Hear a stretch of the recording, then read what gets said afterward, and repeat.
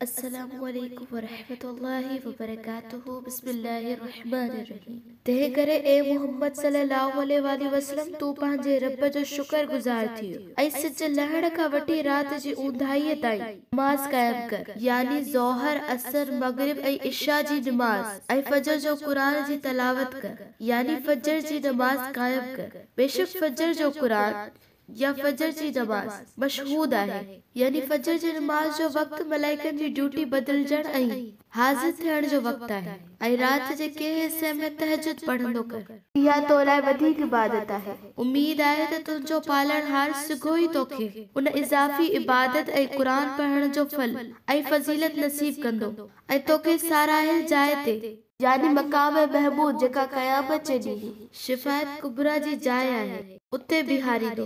ऐं ए पैगंबर सल्लल्लाहु अलैहि वसल्लम दुआ घुर ऐं चओ त ए मुंहिंजा रब, मूंखे जिते बि वठी वञी त सचाई यानी इज्जत आबरू सां वठी वञ ऐं मूंखे जितां कढी यानी मके मां त खुशसलूबीअ सां ॿाहिरि कढ या हिजरत कराए ऐं मूंखे सिर्फ़ पाण वटां ताक़त जो ग़लबो यानी सघ ऐं मदद इनायत कर ऐं ऐलान करे छॾ त सच अची वियो ऐं कूड़ मिटिजी वियो। बेशक कूड़ यानी बातिल त आहे ई नास ऐं चट थियण वारो। ऐं असीं क़ुरान मां उहो कुझु नाज़िल कयूं था जेको ईमान वारनि लाइ शिफ़ा ऐं रहमत आहे ऐं उहो ज़ालिमनि लाइ टोटे यानी नुक़सान ऐं खसारे खां सवाइ ॿी कंहिं शइ जो वाधारो नथो करे। ऐं जॾहिं काफ़िर ऐं नाशुक्रे इंसान खे असां का नेमत अता कंदा आहियूं त हू मुंहुं मोड़ींदो आहे ऐं पासीरो थींदो आहे या पासो करे वेंदो आहे, ऐं जॾहिं खेसि का तकलीफ़ पहुचंदी आहे त ॾाढो मायूस ऐं नाउमीद थींदो आहे।